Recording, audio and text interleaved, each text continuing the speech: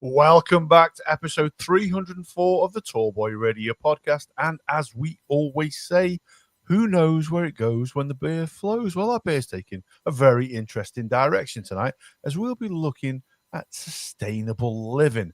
Now, before we start on that, I need to say thank you to everybody who's taken the time to drop us a message, send us an email, talk to us about episode 298, where we talked to Hopper Daly of the Final Trace podcast, and the people were very interested to hear about the Gummy Baby. Well, we're not going to be talking about the Gummy Baby tonight, but I have got the Gummy host. How are you doing, Gaza?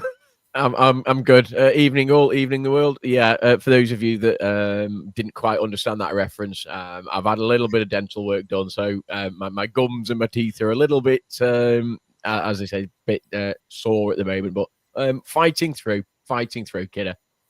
God bless you.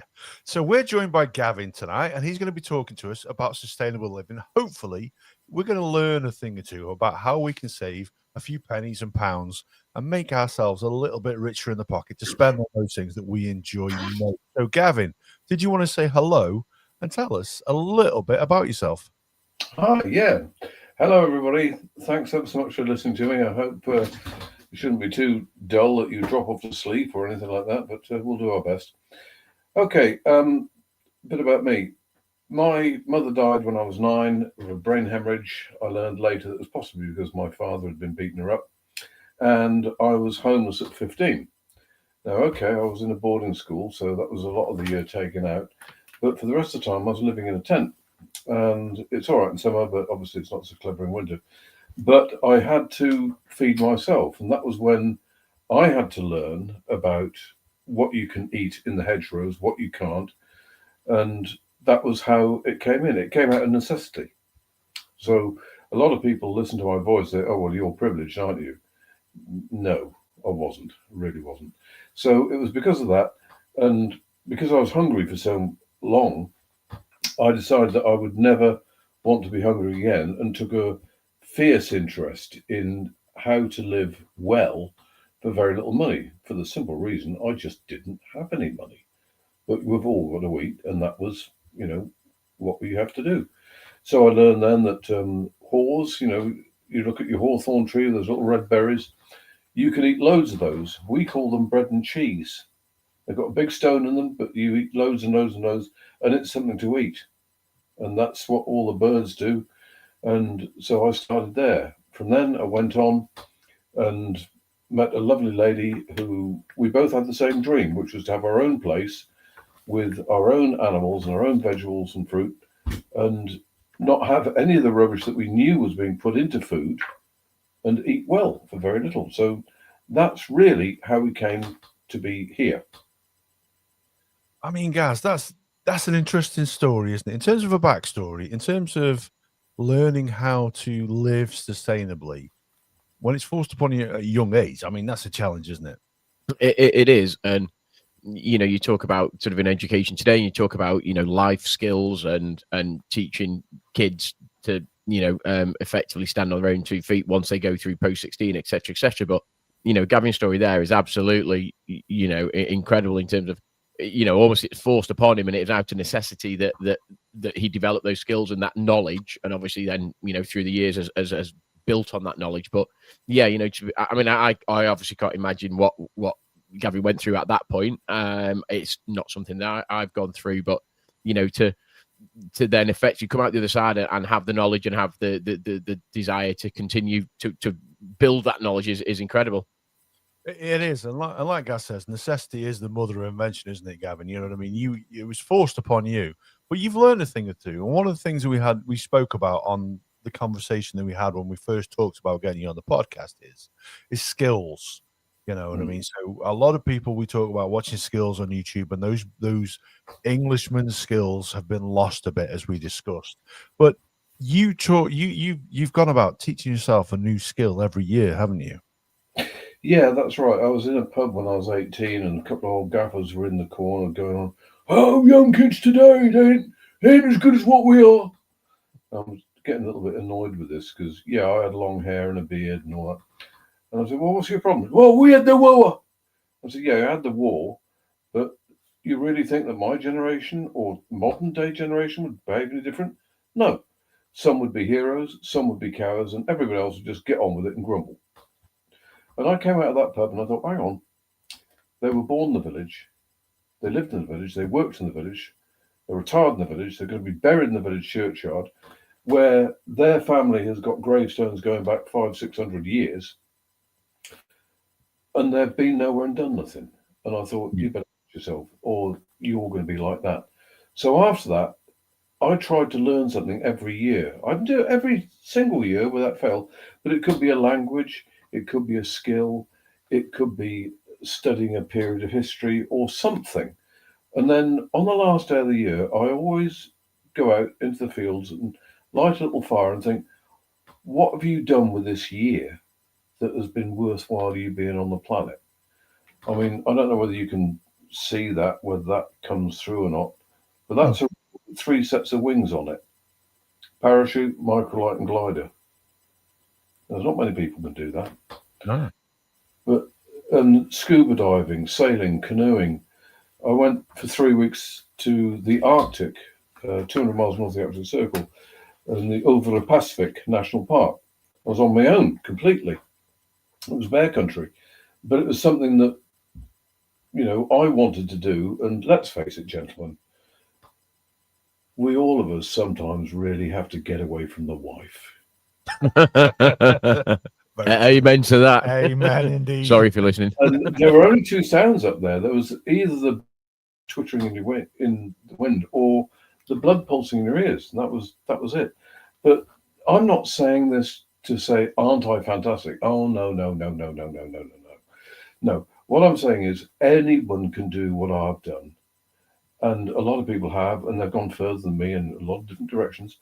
But it's just I chose to do it, and anyone else can choose to do it. But think about it. You come out of uni or something, and you've got your piece of paper. You're a one-trick pony, right? You're a one-trick pony.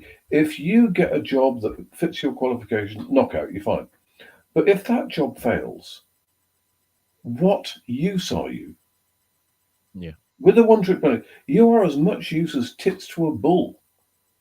And I met an old Yorkshireman when I'd first come out of college, and he was great because he said, well, it's 200 miles south of Birmingham, and I'll have a job before thee. And he was right, because he could do every job on a farm. He could do every job on a building site. He was a welder. He was an engineer. He was a mechanic. He was a qualified bus driver. He was a qualified lorry driver. He could drive diggers. And he was absolutely right, because he was so multi-skilled that he would have got a job before me. And don't we all hear the story of a guy who, I had this job for years and I lost my job and I've applied for 300 jobs and I can't get them. Yeah, we've all heard that, haven't we?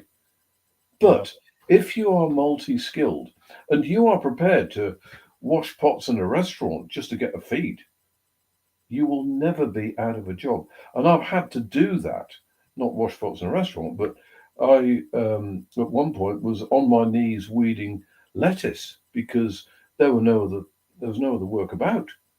But I was prepared to do that. And this is what we're on about, is that specialization is for insects. It's not for people. And the more things you can do, I've even got the distinction of being thrown out of every record house in London. There you are. I left United Artists with my head held high and my feet held higher. There you go. But, you know, you have a go. And so that was what it was. And I was a survival instructor for a brief period of time. And one of the things you have to do as a survival instructor is you have to make jerky. Right, fine. And jerky is very simple. It's just you take meat, you slice it thinly, and you put it to dry. And when you can crack it and the white fibers are there, then it's done. And you stick this somewhere where it's cold, dry, and in the dark, and you can use that to cook with. That's really what jerky was all about. You know, you go and waste some unsuspecting buffalo, and you deal with it with sharpened flints, and you hang it on the bushes and keep the flies off and one thing and another. And I have heard, but I don't know if this is true, that the Sioux Indian women used to not wear any knickers because it get the flies off the jerky. Now, I've no idea if that's true. But so you dry this thing, and that's what's going to feed you over the winter, you see. Mix it with fat, and you've got pemmican, and you got this pretty good food. So I started making this, and it was utter bloody bollocks.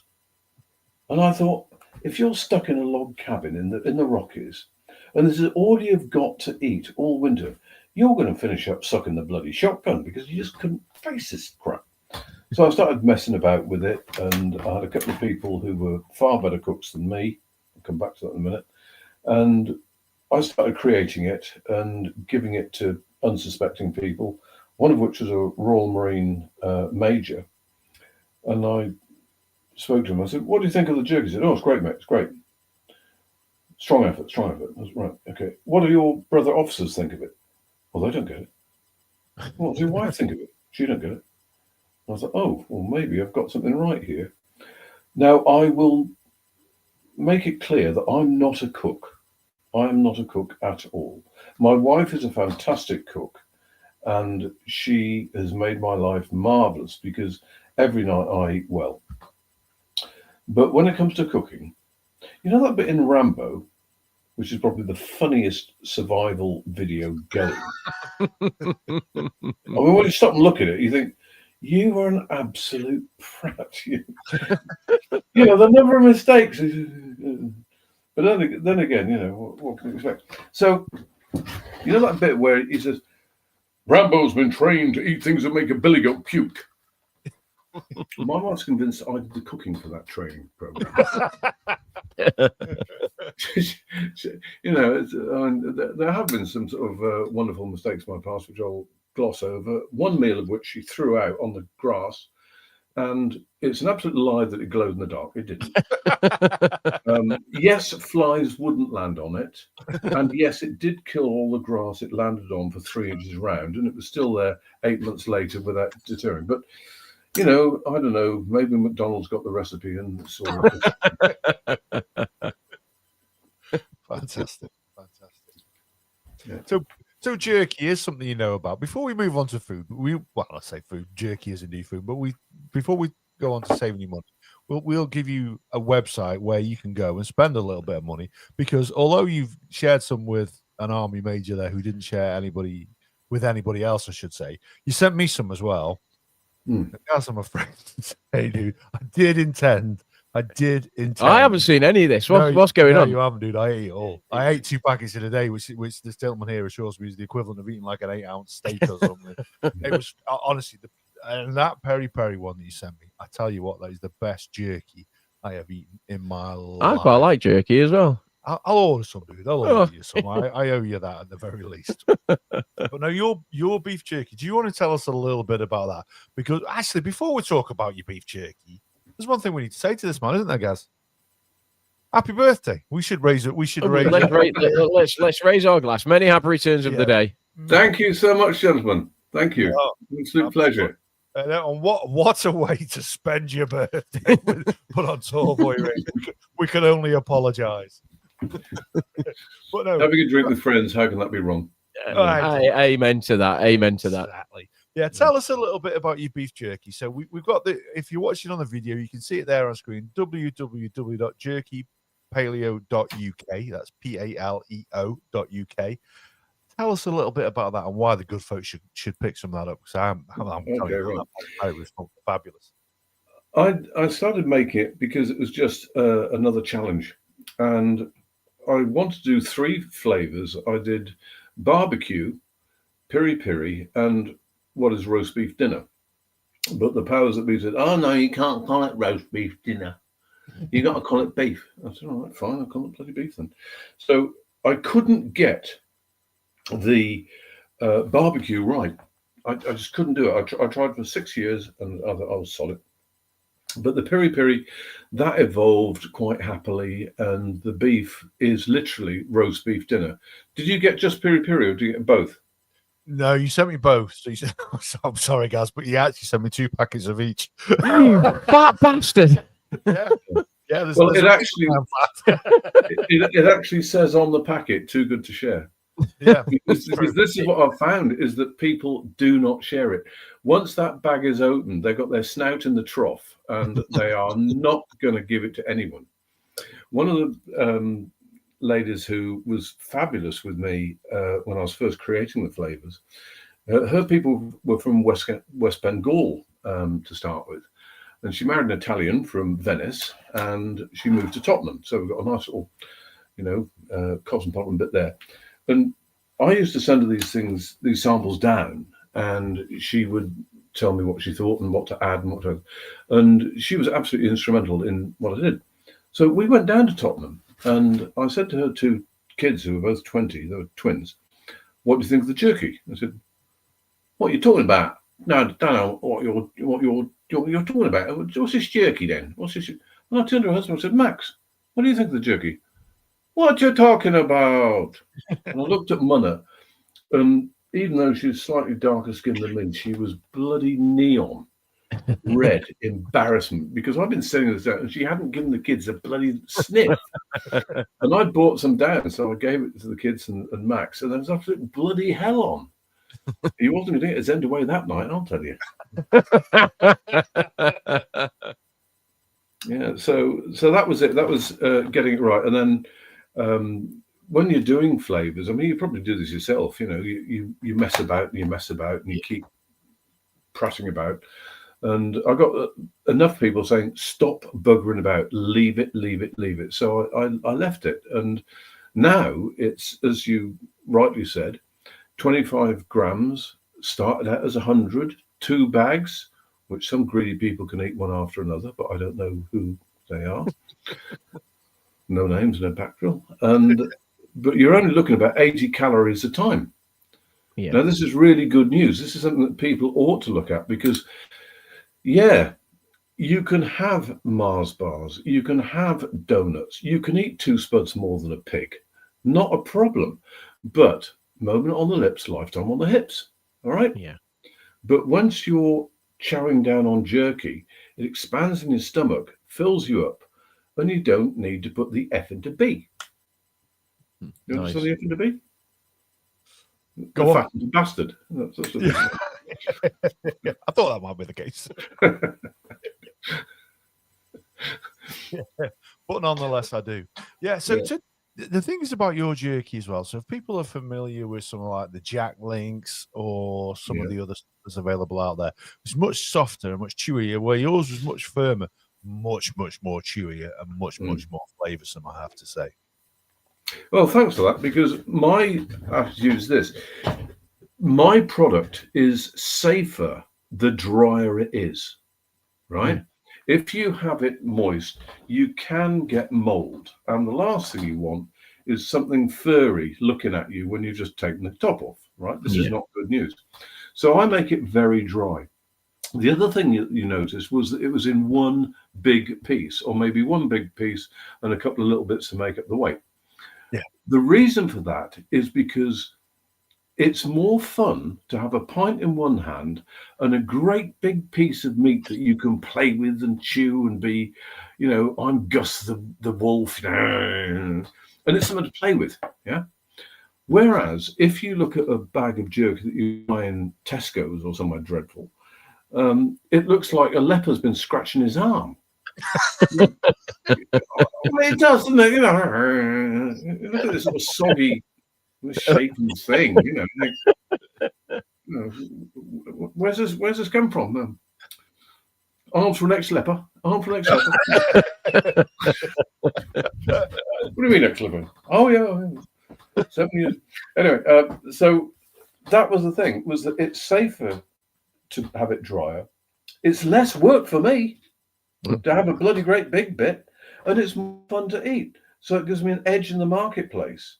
And the other point too, you can chop it into pieces, put it into water, leave it overnight. And, if you're up a mountain with the wind, howling up your arse and one thing and another, you can slowly simmer that with dried vegetables and get a proper stew going, right? Yeah. Now, it will not go back to ordinary lean meat, such as the lovely oxtail stew I've enjoyed tonight, but it'll do your job. And the thing is, when you're legging it and you've got dehydrated vegetables and you've got jerky, you've got a good food for very little weight. Yeah. Right. And that's what it was all about. It was all about making a dinner later. That was the whole point of it. So that was the reasoning there.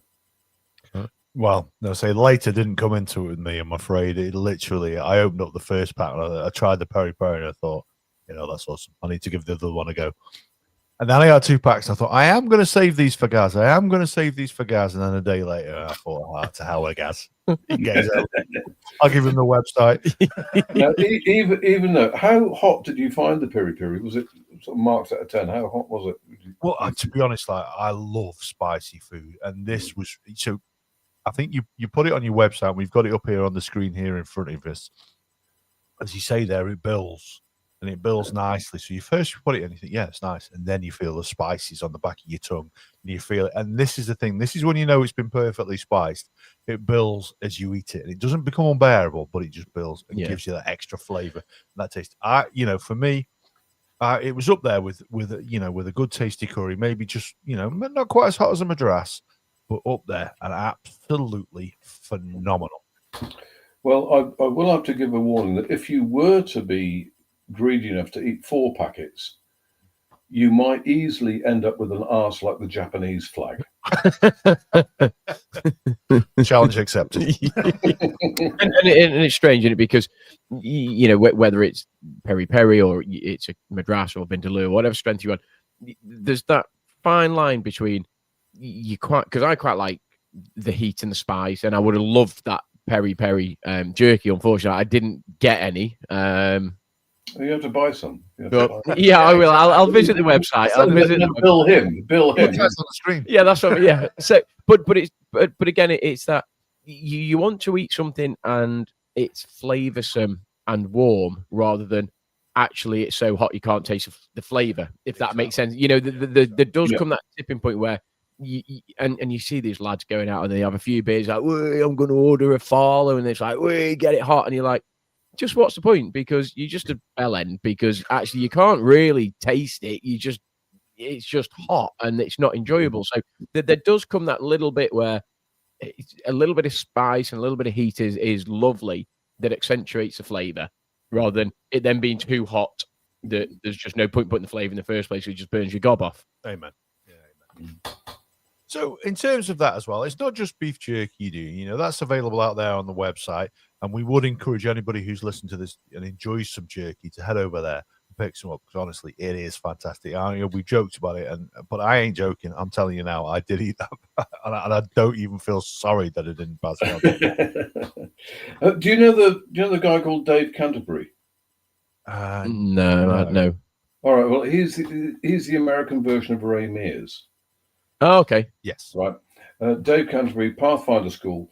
And he was at a bushcraft weekend a few years ago. He's a short guy.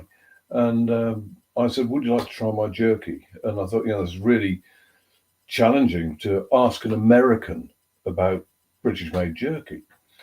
And he liked it so much, he said, this stuff's awesome, I could eat this all day. And he actually bought 20 packets to take back to the States. Wow.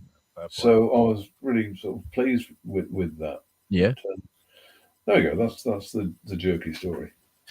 And I was going to say, just in terms of, I say the jerky story, just before we move on, I know we need to move on. You build a website. Was that something? Is the whole thing something that you've done yourself? Is it something that you've created, you've done, you've built? Is it your brainchild? How many countries are you in, etc., etc., etc.? Just curious to know how you build that sort of brand, I suppose. Just ask my wife to do it. Honestly, I'm thick as a plank when it comes to computers. So she cooks. She's the brainchild behind the business. She does the website. She does everything. You just market it. Yeah. Look, do you think I'd marry an idiot? No, she is absolutely the brains behind it, and I'm an absolute dribbling moron because I don't optimize it as I should. I'm going to have to do that now because that's why we're having a conversation. Because I will be, making a bit of a marketing effort because I've been an absolute plank about that, and it's about time I change things. So that was that. But anyway, what about sustainable living? Do you want to have a shift to that? Yeah, we probably should, given that that's what we named the episode. But yeah, so in terms of that though, so some of the things you talked about, is in keeping your food bill down. Now, I know you sent me a thing on how to live on an amount per week. We're going to do an episode next year where we look at how to keep your grocery bill really, really down. But in the meantime, give us a few tips. Some of the things that you do, whether that's owning chickens or what have you. And I know you've owned goats and things and sheep in the past, probably still do now. But give us a few tips, hints and tips that people at home can actually do to make their living a little bit more sustainable. Not because they care about the planet, not because they're prepping for the future, but because they want to save themselves a couple of quid. All right. Well, let's just start off with something really simple like chickens. I mean, as you mentioned before, my wife worked out a menu where you can eat really well, or I mean really well, for £5 per head per week. We did this in 2022, and prices have gone up. We'd have to tweak it to get back there, but it's there. So if you can imagine that your entire year's food bill is 250 quid. That's incredible, isn't it? Wow. But that's not the whole story, because by the time you've added in the alcohol, you're up to about £2,000. and all the crisps and all the chocolate and all the nasty treats that you shouldn't really eat, but everybody does. But that's that. Anyway, so if we start with chickens, right? Anybody can keep half a dozen hens and a cockerel. When just recently, a couple of years ago, we had two cockerels. One was an old one was a young one, and to tell the difference apart, we named them. We called the old one Jeffrey Epstein and the young one Prince Andrew, because they were hanging out with the young birds, And,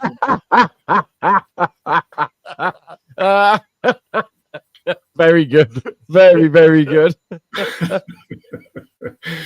But the thing is, half a dozen hens will give you about 3 to 4 eggs. Reckon on 3 eggs a day. All right. Now, how much are you paying for eggs? Your way on. It's probably £3. Yeah. £4 a dozen or something. Yeah, something like that. Yeah, I was going to say £3, £3.50. Okay, right. Right. Well, a 20 kilo bag of hen pellets is 11 quid. All right. So if you're selling eggs to pay for the feed, right, you only have to at £4 a dozen. If you sell 3 dozen eggs a month, all your eggs are free. Yeah. Right? This is a plus. Now, the other point is that what goes in at one end is going to come out at the other.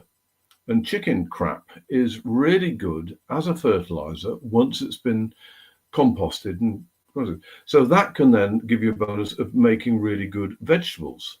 Right? You can't use it raw. It's got to be conditioned, but you can do that. So you've got a bonus there. If you get a couple of sitters, then the sitters will provide you with young chicks, which can go on. We've currently got 5 on the go, and one is a cock. The 4 are girls, and we had 4 before, which were all girls. And each of those is worth 15 quid. I think, well, so what? This is nothing. But hang on a minute. If you were to sell 8 times 15, 120 quid, the cockbird is going to be on your dinner table. And believe you me, your own home-raised cockerel tastes a hell of a lot better than what you get in Aldi or Tesco's, right? Yeah. So you've managed to get all your eggs in a year for nothing by just flogging enough to cover the feed.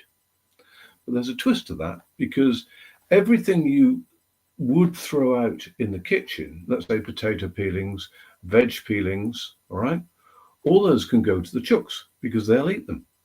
Yeah. We've even seen them plough in big style into leftover chicken curry. right? Because you wouldn't think chickens like chicken curry, but they certainly do, believe you me. So all your waste food goes to the dogs or the chickens, whichever. So just a half a dozen hens and a cockerel gives you that. Now you've got to change a cock every so often, so he's not breeding his own daughters. You know, we're not like Fred West here. And what? Did somebody say something?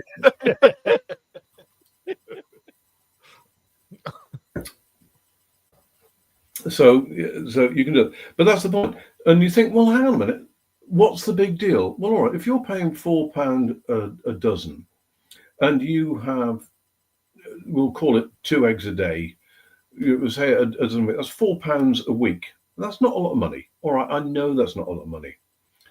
£16, 160, so about 200 quid. All right, saving on eggs a year. Yeah. Plus your pullets that you're selling, right, which is 150, 350 quid, and the value of a very high quality bird, about 300 quid. All right, 300 quid a year. You think, oh, that's still not a lot of money. Hang on a minute. Wouldn't 300 quid make an awful difference to your holiday booze bill? Yeah. When you go to Tenerife, right? So that's just a very simple way of doing it. Yeah. If you then were to buy a bag of spuds from Aldi, and you were to go and stick them in the ground where it doesn't really matter, like say on a road verge or something like that, then most people wouldn't know what a potato plant actually looks like when it's growing. Seriously, they have no idea. And you can go and dig them up when the haulm has died, and you're going to get 1 or 2 dinners off each plant. We had a bed and breakfast place, and we had a family from the rough end of Liverpool. And you might think, well, Liverpool is the rough end. No, this is the rough end of Liverpool. And they had to they lived in a sort of terraced house, and they screwed the front doors shut to stop the opportunist thieves coming in. Right? Oh. And you didn't let your children out because the joy drivers would be on the pavement and they'd kill them. It was that bad an area. And we said, well, look, there's a veg garden there. You can help yourself. And they looked at these plants. They had no idea. And I said, look, they're potatoes. And they started looking through the leaves, turning the leaves over like you're picking apples. I said, no. You take a fork and you dig them up. And they were amazed that potatoes are in the ground. It just wasn't their experience. I'm not putting them down. I'm not saying they're stupid. No. No, it's just that they hadn't got any experience of this. And it cracked me up when the guy said, a little lad who was about 40, said, "Hi, isn't it fantastic here? When you can go out and just dig up a marrow." So guerrilla gardening is a way forward. And so it's little things like that which aren't taught. And if we look at bushcraft and survival, you've got to bear in mind that everything people see on the TV is because the director and producer wants to make a show. Right? So when it comes to lighting a fire, there's no big deal about somebody going like that under a bunch of dried grass. There's no drama in that, but they want the drama. So that's why they get the ferrocium rod and the bushcraft knife, and they're making feather sticks, right? Seriously? Yeah. Are you actually going to prat about like that? Or are you going to take a lighter and some fuel and just get the things going? But no, they have to make a show. So the problem with that is that all the bushcrafters have been misled. Because you go to a bushcraft gathering and they've all got the big knife, 400 quid's worth of knife, hardly been used most of the time. And they've got the ferrocium rod, which is about the size of a bloody telegraph pole. Oh, right, 150,000 fires. How many do you need?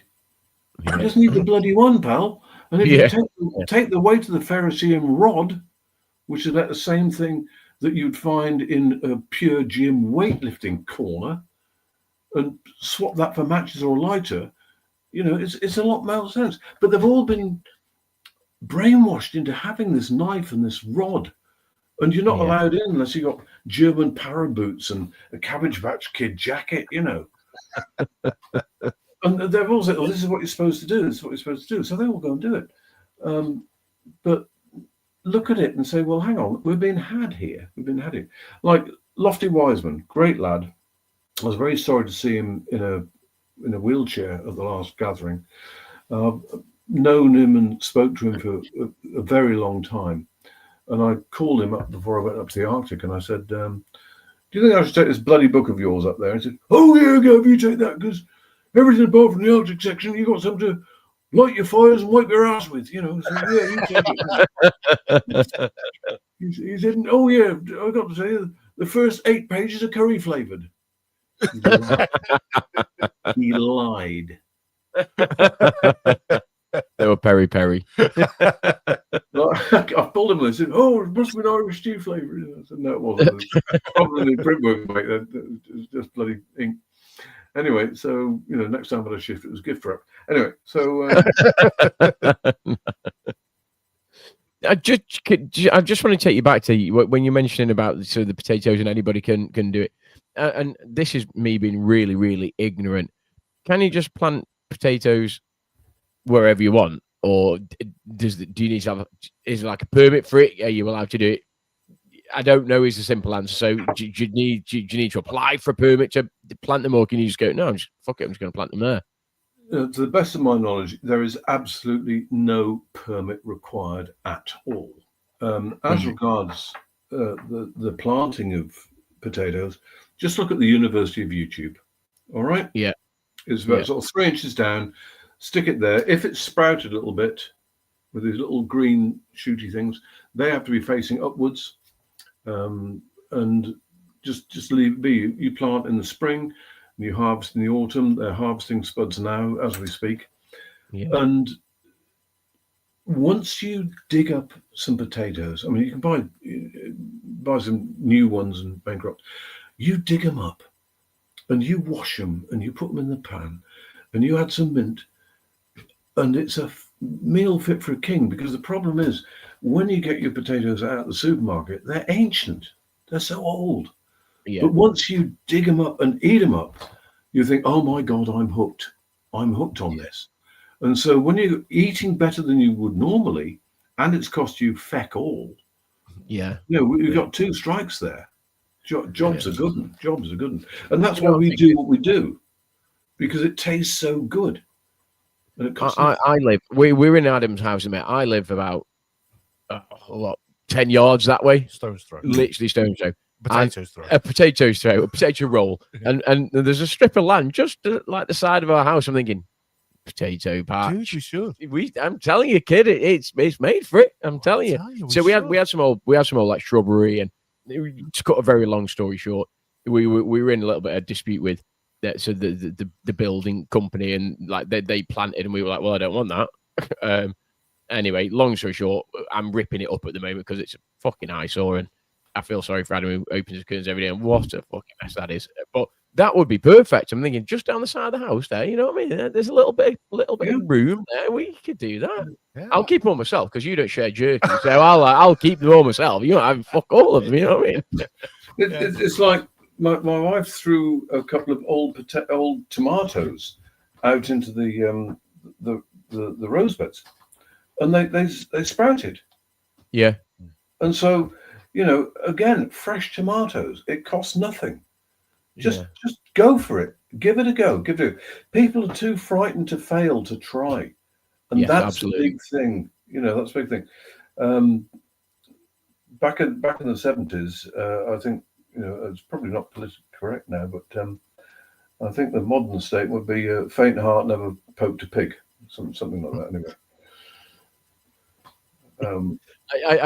I genuinely think you're right in terms of people don't try things because they're afraid of failing. And you know, there's a famous sort of, I say, is it an acronym? I say fail is your first attempt in learning. So you do something, and actually, if people that are great inventors, great, you know, entrepreneurs, they fail over and over and over and over again. As long as you learn each time, you know, fail is your first attempt in learning, and I say, as long as you don't keep making the same fucking mistakes, or what was it? Was it who said, like, if you do the same thing over and over and over and expect a different outcome or whatever it is, you're fucking bell end or whatever. But it's like, sign of madness or whatever it was, But you've got to try things in order to know what you either can or can't do. And actually, if you figure out you can't do something, then you probably failed at it. But at least you've then learned that, which then means you move on to something else.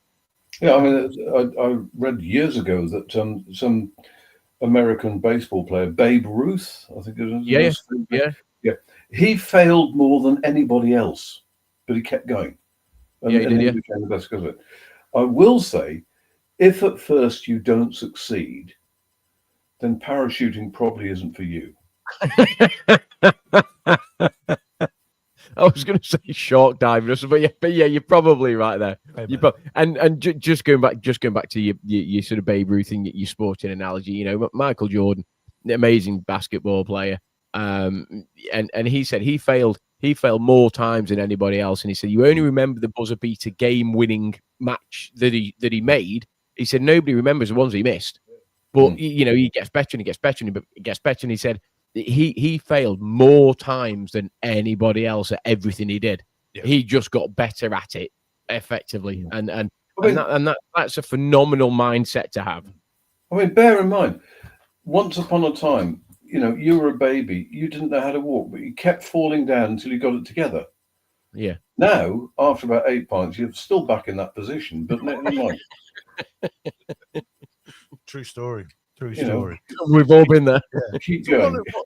One of the other things that we talked about on the phone yesterday was canning and storing food in jars. And you were telling me about the machines that you bought, and obviously they're quite expensive now, but you picked them up at a good time.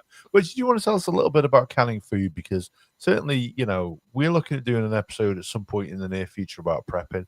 And that's a big thing with those guys. Yeah, all right. I'll just go and get a stage prop. Hang on. Talk amongst yourselves for a minute. Yeah, no problem. Point for nothing about you guys when it comes to canning beer. Yeah, no, exactly. And I'm not 100% sure what Gavin is going to bring to the party now, but I'm sure it's some sort of canning. But as I just mentioned there, we are looking at doing a prepping sort of episode in the near future, and obviously these guys swear by doing this, and it'll be interesting obviously getting Gavin's take on it, etc. So I'm look forward to what it is he's going to bring to us. He's back in the room, as they say. Indeed. All right, okay. There's two types of canning. There's water bath canning and there's pressure canning.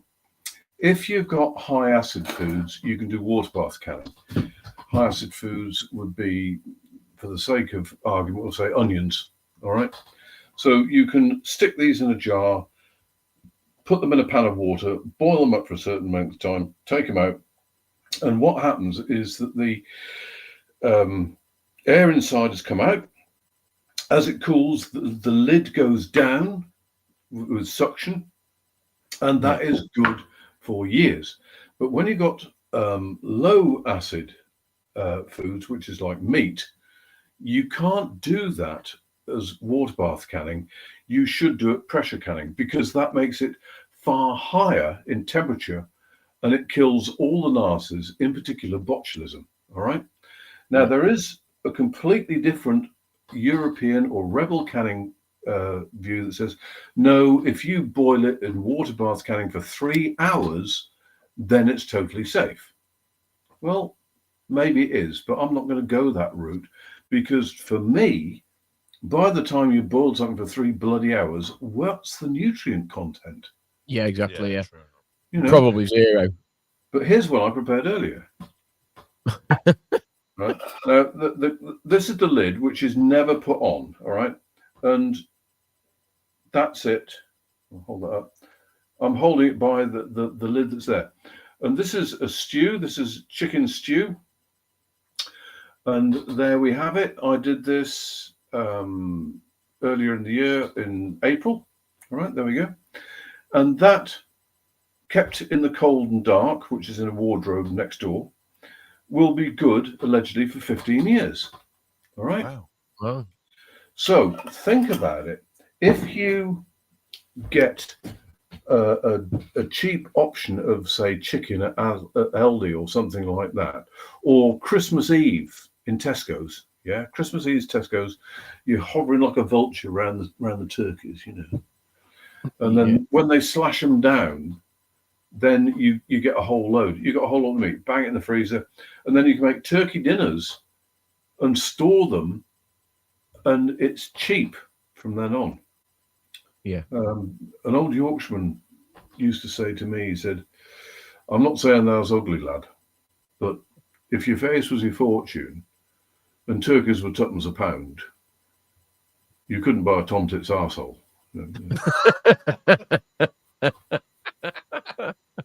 So the point of this is that you've got to sort of optimize food when it's available, and then if you cook it and it's there done, all I've got to do is heat that up, right? Yeah. So the energy efficiency is there, right?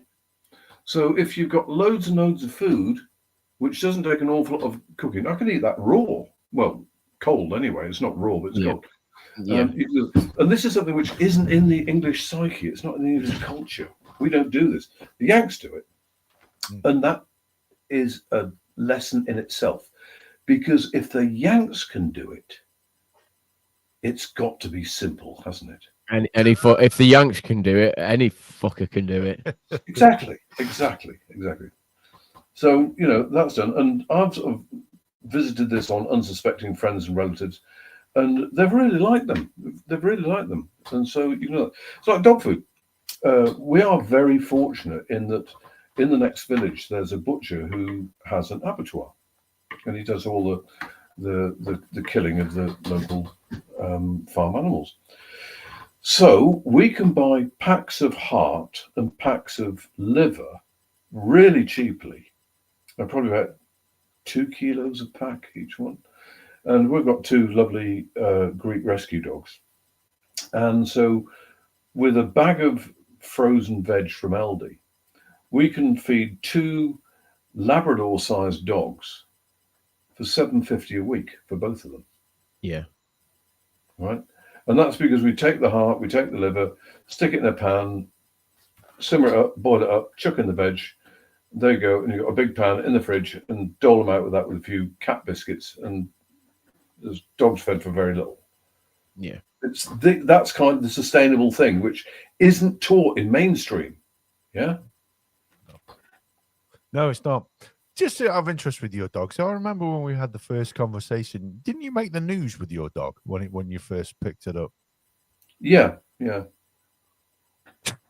Yeah, we were legging it around Crete because that's what my wife and I do. We walk. We don't join the seal colony on the beach. We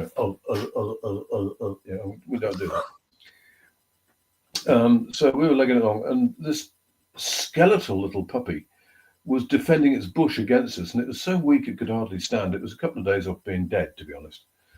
And I obviously had the water with me, and we gave it some water, and we got hold of it, carried it 12 miles to an animal sanctuary, got it booked in, and then we couldn't forget it. We couldn't leave it. So that night, I was going around the hotel going, "You finished with that steak? Yeah? You finished with that? Right." And I look at this 6'2" lunatic, thinking I'm still hungry, I don't know. So we got this, and I got it in the rucksack, went to the animal sanctuary, and got the dog out, because obviously you couldn't feed it all this stuff in front of all the other poor bastards that were in there. And we got it out, and this dog just about dived into the rucksack. And so we were there for sort of 3 or 4 days, and its skin managed to come away from its ribs. It was so tightly starved. Yeah. And we couldn't forget it. So we arranged to have it sent back here. And it was flown to Paris and then by car to Maidstone. We picked up in Maidstone, and we live in Yorkshire. And it stunk.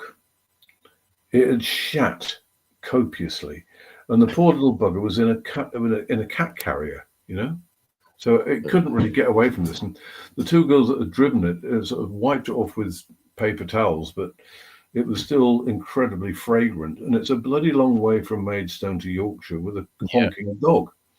So, yeah, and we went public on it because we wanted to raise funds for the animal sanctuary. And so we got onto BBC. And if you go on BBC News and go, Lucy the dog from Crete, you'll see the story. And the good news about that was that the good people of Yorkshire got together on this and got 40 tons of animal food and sent it by lorry from Yorkshire down to Crete to feed the animal sanctuaries down there. So it was worth it for that. Man, that's a fantastic story. And since then, we've been instrumental in saving 17 dogs and 5 cats and 10 horses. Well, the guys is sharing the story there. If you're watching on the video, oh yeah. See on the video, then literally Lucy the dog from Crete, and there she is. So yeah. And she's Great a lovely story. dog. She's one of the cleverest dogs I've ever known. It really is. They twisted her tail off, and so the stump that's left is curved. Right. They twisted its tail off. Yeah. And then we got another one, which my wife saw, and this dog had a sign stuck to its fur saying, "This dog's had puppies. We've killed the puppies. We don't want the dog." Oh, wow. And she's an absolute sweetie. She really is. She, I take them out for walks morning and evening, and they're free. And so they're living off heart and liver and, good food, and hopefully living the doggy dream. So, but again, we haven't done anything that anyone else couldn't have done. I'm not bragging about this at all because we've done nothing special. Nothing special. No, you say that, but anybody else could have done. But here's the case. Do you know what I mean? Many people have been there, witnessed those things, felt sorry for it, and then we'll sit there drinking a cup of coffee 3 years later thinking about that dog. Whereas actually, what you did was a little bit special, rather than just ignoring it and thinking what I could have done was actually you did something about it at the time. So actually, I'm going to disagree with you there, Gavin. I think you did do something quite special, and I commend you for it. From one dog lover to another. Amen. Indeed. Well, thanks. We did. I did go down to Calais with somebody else to pick up another couple of dogs some time back. But you just got to do your own thing, haven't you? Yeah, do what you think is right at the time, and I hope that people appreciate what it is that you've done. Indeed. One of the other stories, I don't know if we discussed this, and in fact, I know we didn't discuss it yesterday. The original conversation that we had, was the idea of eating roadkill and how that sits with people. And you told me a very humorous story about Centre Parks. Are you able to share that story with us? Sorry, which story about roadkill was this? The badger. The badger. Oh, yes, yeah. Centre Parks, yeah. Yeah, this was some years ago. My son was having a birthday, so we got 3 of his mates, and we went down to the Longleat Centre Parks. And it was in that year of the petrol strike. Do you remember that? The petrol strike? Yeah. And the idea was that we would put the kids into the dome because they all needed a bloody good clean anyway. And we would leave them there and go round the pubs and sample the local ciders. You see, that was the plan. But of course, being short on petrol, I looked at it and thought, can't afford to do this. So we sent them into the dome with a couple of bars of Lifebuoy and a packet of Omo, and we said, "We'll see you later." And we went out and we're legging it out of there, and we just passed the guard tower at the gate of Centre Parks, with the machine gun and the guy with the tin helmet. yeah. The guy with the rifle, yeah. And as it was going on, we had this boom, and we looked at it and said, "What the hell's that?" And clearly something had been hit with a car. And when we got there, it was a sow badger in the missionary position, flicking away. And Maureen said to me, "What's badger taste like?" And I said, "Well, I've only had one authentic account as to what badger was, and it was a gamekeeper who was the son of a gamekeeper who was the son of a gamekeeper. There was 5 generations of gamekeepers, and they said, my granddad's favourite meat was badger ham." Oh, okay. So I gave it the good news with my Swiss Army knife and hung it upside down to drain in a tree. And we paddled off to a pub where we, had a couple of sherbets, and I begged a couple of rubbish bags. And we came back and we picked up this badger, which had clearly lost all interest in the proceedings quite some time ago, and put it in the 2 plastic bags. And this thing stunk like a wet Labrador. It honked, and it weighed a bloody ton. So I'm carrying this thing back, and go past the guard at the gate. Off gates, and we got back into our shop. We put this thing on the dining room table next to the big picture window, and of course, Centre Park's motto is "Enjoy the wildlife." But probably not in the way that we were planning on doing it. And you got all these holidaymakers coming back going, this saga. Drew the curtains for privacy, you see, and sort of said about this thing and took the skin off it. And the injury was all on the head. And the odd thing about the badgers, I didn't understand this, was that the top of the skull has a keel. So if you give it a smack on the top, it doesn't crush the skull like it would a rabbit or a fox, because this big long way. The other thing too, as I found out with my Sami knife, was that round here, which is normally the thinnest skin on anything, was incredibly tough because it's hyaline cartilage. And so if a dog grabs it by the throat, it's not going to go anywhere, right? So this is why badger baiting was a big deal years ago, So you can't bite it and you can't bash it. So that's why it's a tough cooker. Never mind the actual mechanics of the jaw. It's a very tough bite. All it appears at me. So I get the skin off this bloody thing, you see, and put some salt on it and roll it up and stick it in the freezer, which is about the size of a fag packet in Centre Park. And we get this thing, and I put it in the bath to get all the shock of blood out of it, and it looked for all the world like a dead baby, And at this point, my son and his mates come in and say, what's for dinner, Mrs. Webb? What's for dinner, Mrs. Webb? And she'd cut a piece off and fried it to see what it tastes like and figured out what herbs was like. She said, well, you got a choice, actually.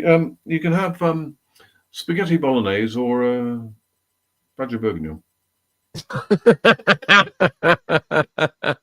And my son goes, oh God, only you could be here for less than a day and you're already wasting the wildlife. I said, no, it's not like that.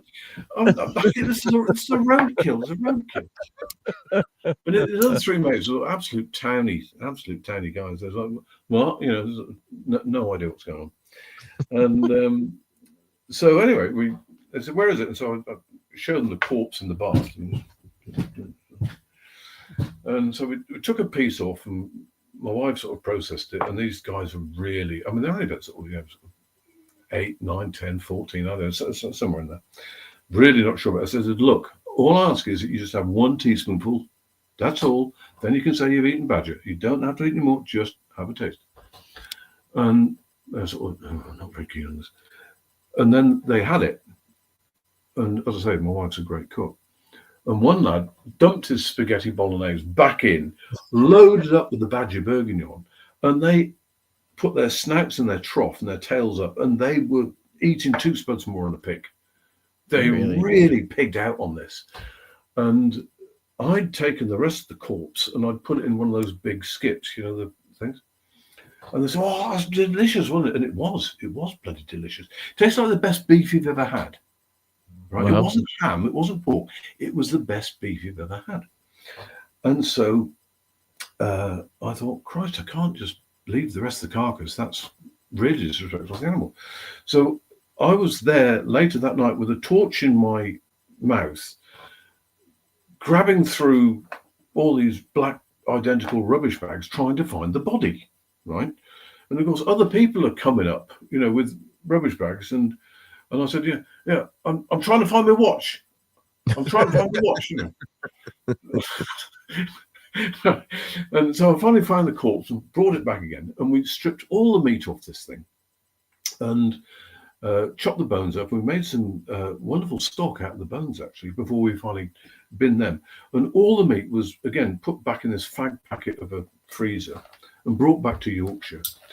And a year later, we got the kids around again, and we had an anniversary badger dinner. Wow. We did this until it was all gone. And the towniest kid of all said, "Oh, Mrs. Webb, that was fantastic. Where can my mum buy badger?" And the skin cured really well, until there was one teenage party where one of the Herberts decided that they wanted the badger skin more than we did, and so it disappeared. But Wow. yeah, we made full use out of that roadkill. I mean, fair play. I mean, there's a lesson there, though, isn't there? That sometimes these things are available and free and readily available for you. Yeah, well, look, anytime you see a dead pheasant or a dead rabbit or anything that's roadkill, stop and pick it up, because it's either good or it's not. If it's not, kill it. And if it's good, you can eat it. Or if you don't want to eat it, your dogs or your cat can eat it. It's food, but we're so conditioned not to think that way. Indeed. But, indeed. And we've given people a few hints and tips tonight, and we've had some great stories along the way. We normally wrap these things up around about the hour, but I do think, guys, what do you think? There's maybe a second episode in this before we even get to the £5 per person per week food. Oh no, I mean, absolutely. As Adam said, we normally wrap it up around the hour, but and we don't say it to every guest. But the guests that we sort of enjoy and I've thoroughly loved having on, we always say, "Oh, well, that might lead us up to another episode." And would you be prepared to come on and tolerate us two middle-aged monks for another hour or so at some point? But no, honestly, Gavin, I would absolutely love to extend that out to you, because there's so much more that we can talk about, we can discuss, and as Adam said, there's lots of things that we haven't even touched the surface of, really. And I've thoroughly enjoyed the last hour and 2 minutes or whatever it is. Some fantastic laughs, some great stories. You've been an absolutely amazing guest for us, and you're easily pleased. Well, you say that, I'm sure our listeners will absolutely thoroughly enjoy this episode. But yeah, can't wait till the next time, really. No. Well, what we can do next time is we could discuss the possibility of sharing an animal. Now, I'm not thinking about pull up your trousers and step away from the goat. Good. I'm pleased. I'm not talking about that. But what I'm talking about is that if you can find somebody who can rear pigs, they've got the possibility of a premises that can rear pigs, and we can go into that, then you could buy the piglet, go in with the feed, and pay for a professional slaughterman to do it. And then you finish up with half a pig, and he finishes up with half a pig, or there's four of you have a quarter pig, part front, part back, whatever. And that is so cheap to get meat. I mean, you can say, "Oh, you're privileged, you can do this." Yeah, we have sheep, all right, and we bought a ewe in with two lambs. We got her in, in lamb again with a friend's tup, and that meant that our young ones were for nothing, right? Freezer full of lamb meat for nothing. And my brother-in-law has a herd of pedigree Limousin cows, and occasionally you get the odd one that has to be put down because it's broken its leg or something's gone wrong. And so we swap him lamb for beef, right? So the oxtail I had for my dinner tonight cost nothing. Because we swapped him for lamb, and it was one of his casualties. And so, well, you're privileged, you're in the country. No. Yeah, to a point. But other people can do that. This cooperative method of sharing animals, it can be done. And it will really save people a fortune. And you're eating better. Yeah? So we can maybe explore that a bit next time. 100%, yeah. And the idea of eating better and eating that, like you say, the idea of eating fresh potatoes from Gaz's patch that he's going to put just over there. That's it. Yeah, that idea, I really, really like that. I really like that idea. The idea that your meat is completely fresh. I don't think I've ever eaten meat that's been fresh from the kill. No, I don't think I have. No. And that idea is I really like. We had Johnny Simo on episode 299 talking about his hunting in the States, and he always says when he kills a deer, he always takes, I forget where he says he takes the meat from, and he has that from there, and it's fresh from literally hours ago. It was running around in the field. And I really, really like the idea of trying that. So we can cover that next time, because I was a pig buyer for an abattoir for years, and we've reared our own pigs, and I've got a lot to say about that, because commercial killing of animals in abattoirs is horrendous, and I never put my animals through it. They are killed on farm, on site, with no idea what's coming. The sheep have their head in a bucket, and it's humane killer. That's it. Goodness. Pigs are unconscious with alcohol when they're shot. There's a reason for that. I don't want to go into it tonight, because you all run out of beer. You need another one, and there's other things to do. But yeah, we can discuss that. But thank you so much for having me. I hope I haven't bored people too much or offended them. Listen, I'd rather the latter than the former, and I genuinely believe it is the latter. But no, in all fairness, it's been really entertaining. It has. We've loved the stories. Did you say as well that you were looking at doing a promotion on your jerky? Is that something that we can share right now, or did you want to save that for the next episode? Yeah. What I'm going to do is I'm going to start trailing this on the website and on Facebook now, but I'm going to run a competition. I'm not quite sure. I think it's probably going to be a sort of a funny picture, and people have to write a caption and share it, and the ones that gets the most likes is going to get a whole lot of beef jerky for free, something like that. Wow.